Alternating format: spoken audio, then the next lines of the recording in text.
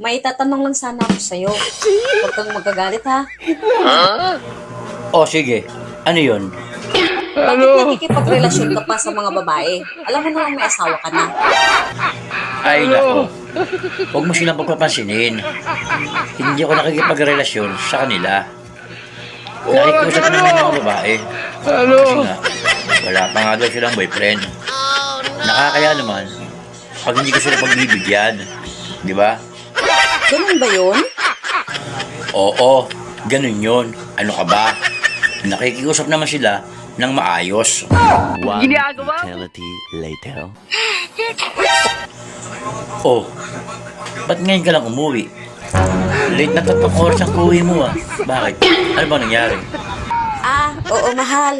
Nakikiusap kasi katrabaho ko. Niyaya niya ako sa Sogo. 3 oras lang naman yun. Girlfriend. Nakakahiya naman kapag tanggihan. Diba? Yun yung sabi mo.